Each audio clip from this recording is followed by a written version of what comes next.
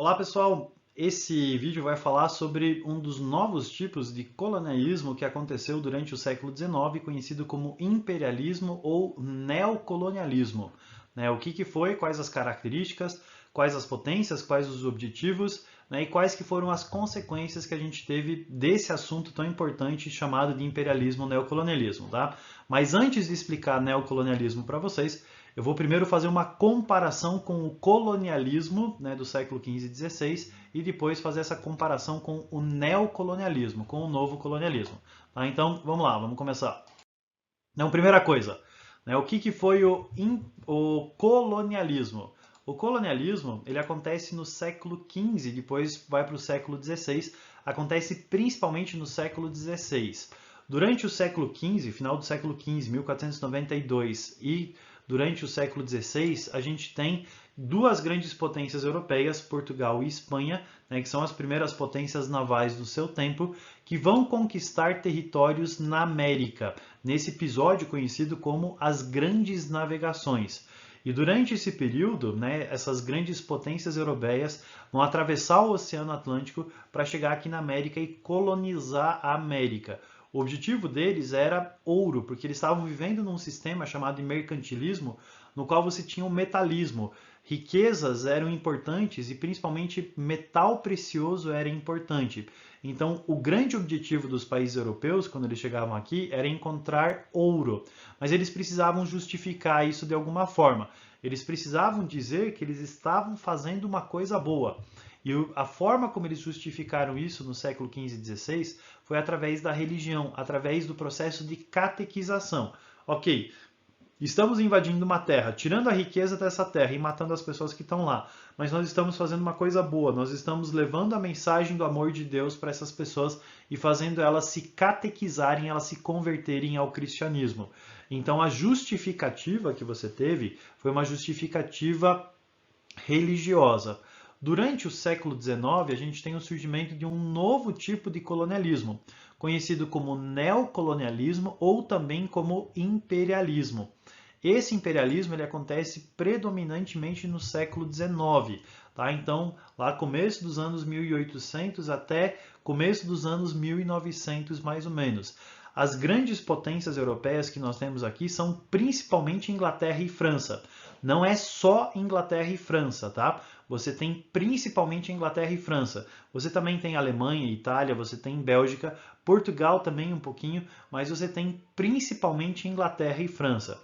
Os continentes que vão ser conquistados por eles são especialmente África, acontece a partilha da África, e a Ásia, especialmente a conquista dos dois países mais populosos da Ásia. A América não. Por que a América não? Doutrina Monroe, América para os americanos. Os Estados Unidos serviu aí de barreira de proteção, para evitar que os países europeus colonizassem novamente a América. Agora, qual que era o objetivo deles? Era matéria-prima e mercado consumidor para suas indústrias que estavam passando pela segunda fase da Revolução Industrial. Já vou explicar para vocês mais o que foi essa segunda fase da Revolução Industrial. E eles também precisavam justificar isso que eles estavam fazendo de uma forma boa. Só que dessa vez eles não vão justificar através da religião, porque o século XIX é o século da ciência, não é mais o século da religião. Pós-iluminismo, você não explica mais o mundo através de uma maneira supersticiosa, religiosa, mas você precisa procurar explicar o mundo através da ciência, justificar as coisas através de um método científico. E a justificativa que os países europeus vão dar é a justificativa científica, na verdade é pseudocientífica, do darwinismo social, que eu vou explicar para vocês um pouco mais. Tá? Então, século XIX, Inglaterra e França conquistam África e Ásia por causa da segunda fase da Revolução Industrial e justificam isso com darwinismo social. Deixa eu explicar para você um pouco mais sobre a segunda fase da Revolução Industrial. A primeira fase da Revolução Industrial ela tem três características. Ela acontece na Inglaterra, a indústria é têxtil e o principal motor que você tem é o motor a vapor. E isso começa lá em 1750 até começo do século XIX. No começo do século XIX, a industrialização sai da Inglaterra e se espalha para outros países. Por exemplo, a França, a Alemanha, o norte da Itália vão passar por esse processo de industrialização. Os Estados Unidos, depois da sua independência, depois da Guerra da Secessão, também vai passar por um processo de industrialização. E o Japão, depois da Revolução Meiji, também vai passar por esse processo de industrialização. Ou seja, durante o século XIX, você tem uma nova fase de revolução industrial que vai acontecer, que vai se espalhar pelo mundo, na Europa, Estados Unidos e Japão principalmente.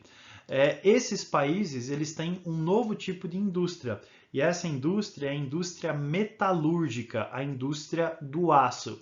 Quando você mistura o ferro com um pouco de carbono, você produz uma liga metálica chamada de aço. O aço ele é às vezes inoxidável, né? Não enferruja, mais maleável, mais resistente do que o ferro. E a indústria metalúrgica ela vai possibilitar uma série de outras construções. Construção de prédios mais altos, né, substituindo tijolos por uma estrutura de aço. Você consegue construir os primeiros edifícios, os primeiros arranha-céus. Você começa a substituir o aço, a madeira pelo aço na indústria naval, né, produzindo os primeiros navios encouraçados, que são navios feitos de aço. A indústria automobilística se torna possível por causa do aço, né, fazendo chassi de metal, fazendo estrutura de metal para o carro. Você tem construções que celebram o aço e a sua versatilidade. Por exemplo, aqui do lado a gente tem a construção de um dos grandes símbolos de Paris, que foi construído a princípio de maneira temporária para mostrar o quão importante o aço poderia ser para a construção. Foi feito um concurso, né, para a Feira Mundial de Paris para que arquitetos e engenheiros pudessem mostrar o que o aço poderia fazer. E quem ganhou foi um engenheiro arquiteto chamado Eiffel, né, que construiu essa torre, que a princípio era para ser temporária e depois ela seria desmontada. Tá? Então, a indústria do aço é a indústria característica da segunda fase da Revolução Industrial. Uma outra mudança que a gente tem é o tipo de motor que vai ser construído, né? Porque o motor da primeira fase era um motor a vapor, mas o motor da segunda fase é um motor que é movido a combustão interna com derivados de petróleo ou motores elétricos. Existia uma disputa aí entre grandes gênios da humanidade, como o Tesla e o Thomas Alva Edison, que tipo de eletricidade ia chegar na casa das pessoas, corrente alternada, corrente contínua, começam a se descobrir os derivados do petróleo, querosene, gasolina. Então tudo isso vai fazer com que os motores comecem a ser muito mais evoluídos, muito mais potentes do que existia com os motores a vapor. E essa segunda fase da Revolução Industrial, que se espalha ao redor do mundo, que tem o aço como principal indústria e que produz esses tipos de motor, né, o motor a vapor, substituindo o motor a vapor, né, o motor de petróleo, o motor de eletricidade, produz os grandes conglomerados. Grandes conglomerados são grandes indústrias que podem ser cartéis, né, fusão de duas indústrias diferentes, quer dizer, cartel quando várias indústrias diferentes se organizam, né, para formar uma aliança entre elas para controlar um determinado mercado. Trusts, quando você funde duas empresas diferentes e você forma uma empresa só que monopoliza o mercado, ou holdings, quando uma empresa compra outras empresas para controlar um determinado mercado.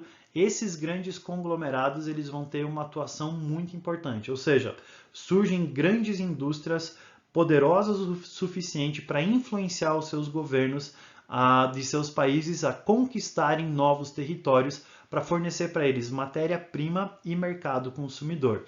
Tá? Então, por isso que a segunda fase da Revolução Industrial tem tanto a ver com o neocolonialismo. Só que eles precisavam justificar isso de uma forma.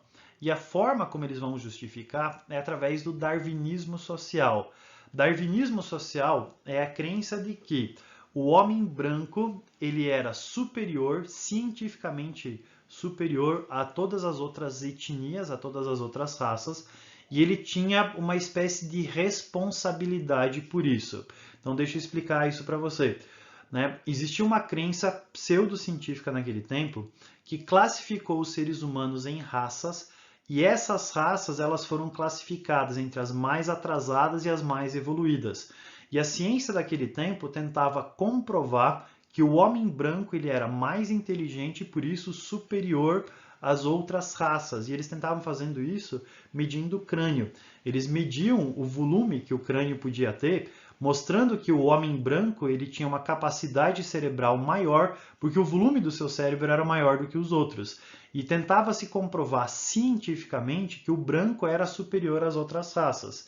E a ciência foi usada durante esse período para tentar comprovar a superioridade do homem branco.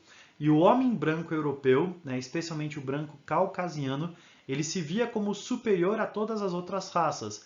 Então, o branco estava aqui, o asiático estava aqui, o negro estava aqui, o indígena estava aqui, o amarelo ou o chinês estavam abaixo do homem branco. E esse homem branco ele tinha uma responsabilidade. Qual responsabilidade que era essa? Era levar a civilização para os outros povos, né? Isso era chamado de o fardo do homem branco. Esse sujeito que está aqui do lado é um inglês chamado Rudyard Kipling. Ele é mais conhecido por ser o autor do Mowgli, né? Então a história do menino lobo foi escrita por esse cara aqui. E ele tem um poema chamado de O Fardo do Homem Branco. Eu trouxe aqui uma parte desse poema que retrata como que eles viam essa responsabilidade do homem branco. Né? Diz o seguinte: tomai o fardo do homem branco, envia teus melhores filhos, vão, condenem seus filhos ao exílio, para servirem aos cativos, para esperar com arreios, com agitadores e selváticos, seus cativos servos obstinados, metade demônio, metade criança. Resumindo, o que o Rudyard Kipling está querendo dizer assim, ó, pega os melhores brancos, manda para os povos que você está conquistando, que são animais, metade demônio, metade criança, e nem que seja através da violência, ensine civilização para esses povos. Isso é o darwinismo social, isso é a crença da superioridade do homem branco que deveria levar civilização para os outros povos. Essa imagem aqui, ela mostra esse darwinismo social, tá? Então você tem aqui em cima no alto da montanha, a civilização. Essas pedras aqui, elas falam de ignorância, de vícios, de superstição, de opressão, de brutalidade, de violência. E o inglês, né, um lord inglês, está levando no seu cesto aqui africanos, turcos, indianos, chineses, e ele está subindo essa montanha com esses povos, levando eles rumo à civilização. Da mesma forma, o Tio Sam, né, representação dos americanos, está levando os povos da América Central, Cuba, Honduras, Guatemala, levantando eles, né, da ignorância na qual eles estavam rumo à civilização. Era dessa forma que os europeus entendiam a civilização deles nesse tempo.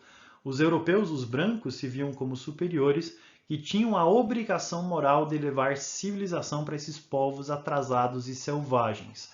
Tá? Essa imagem aqui representa a mesma coisa do ponto de vista, né, dos americanos. Você tem de novo o Tio Sam aqui, né, como professor, uma representação dos Estados Unidos. Você tem os brancos aqui que já sabem, por isso eles estão de boa, né, estudando ou fazendo uma coisa diferente por conta. Você tem o pessoal da América Central aqui, né, aprendendo a dura lição deles, né, através da violência do Tio Sam. Você tem o índio aqui, né, de castigo, porque o índio ele é inferior, né, ele deve ser tratado à parte, né, tratado por cotas. E você tem o negro aqui, que nem estudar ele pode, né, ele tem que trabalhar, porque nem para estudar ele serve. Essa visão é uma visão extremamente racista. Na verdade, o darwinismo social ele é o início de um pensamento racial. Né? Esse pensamento racista do branco ser superior aos outros como uma raça diferente, escolhida, mais evoluída, esse pensamento começa a surgir com o darwinismo social. Tá? Então, o darwinismo social ele é a gênese do pensamento racista. Resumindo, o que foi o imperialismo ou neocolonialismo? Foi o imperialismo que surgiu durante o século XIX, quando Inglaterra e França conquistam a África e a Ásia, atrás de matéria-prima e mercado consumidor para suas indústrias que surgiram na segunda fase da Revolução Industrial, e eles justificam isso através de um pensamento científico do seu tempo, que é o darwinismo social. tudo isso junto forma o imperialismo ou neocolonialismo. E nos próximos vídeos eu vou explicar para vocês o que aconteceu especificamente na África e na Ásia. Beleza, pessoal? É isso daí.